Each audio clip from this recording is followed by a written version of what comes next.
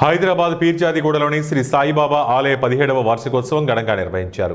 ఈ సందర్భంగా వారు మాట్లాడుతూ 2007లో ఈ ఆలయం ప్రారంభించడం జరిగిందని, దినదినాభివృద్ధి చెందుతూ 2025 నాటికి మహాక్షేత్రంగా దక్షిణ షిరిడి సాయిబాబా ఆలయంగా పేరు పొందిందని, ఇక్కడ బాబా ఆత్మరూపంగా కొలువై ఉన్నారని, ఇక్కడ బాబాని ధర్మబద్ధమైన కోరిక ఏది కోరుకున్నా తప్పకుండా నెరవేరుస్తారని భక్తుల ప్రగాఢ విశ్వాసమని అన్నారు. ఈరోజు బాబా గారు ఇక్కడికి వచ్చి 16 ఏళ్ళు నిండి 17వ సంవత్సరము స్ఫటిక రూపంలో ఇక్కడ రావడం అనేది చాలా చాలా విచిత్రము. ప్రతి ఒక్కరంటారు బాబా గారు ప్రతి ఒక్క చోట పాలరాతి విగ్రహంలో ఉన్నారు, ఇక్కడ ఏంటి విశేషము అని. ఇక్కడ ఆయన దక్షిణ షిరిడి అని పేరు పెట్టుకొని, అక్కడేమో షిరిడి అని పేరు పెట్టి, నేను ఇక్కడ ఆత్మరూపంలో ఉన్నాను, ఎవరి ఏ కోరికను గట్టిగా చెప్పలేకపోయినా మనస్ఫూర్తిగా వాళ్ళు నన్ను శరణు కోరితే దగ్గర ఉండి వాళ్ళని కాపాడడానికి నేను ఈ పీర్జాదిగూడ గ్రామాన్ని ఎన్నుకున్నాను. పీర్జాది అంటే మీరు తెలుగులో చూసుకోండి, షిరిడి అంటే చూసుకోండి.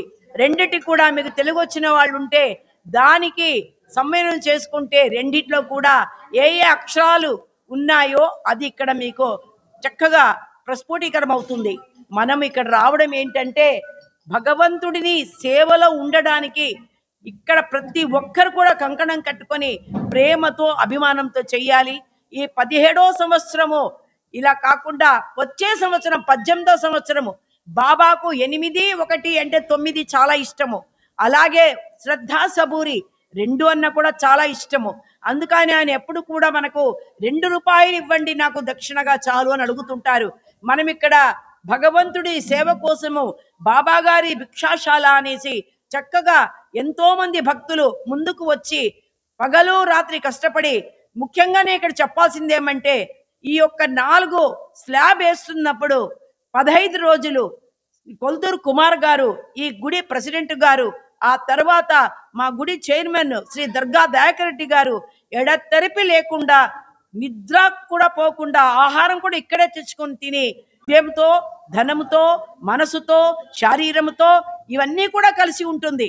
ఎవరు ఎలా చేస్తారో ఎవరితో ఎలా ఇప్పించుకోవాలనేది బాబా గారి నిర్ణయము. అందుకనే మనం ఇక్కడ రావడము ఏదో మేము డబ్బులు ఇవ్వలేదు కదా రాకూడదని కాదు, మా సేవని తీసుకో తండ్రి అని చెప్పి రావాలి. సేవ చేస్తుంటే శరీరాన్ని 100 ఏళ్ళు నడుపుతాడు ఆయన. ఆ యొక్క శరీరాన్ని నడపడానికి కావాల్సిన ఒక ఇంజన్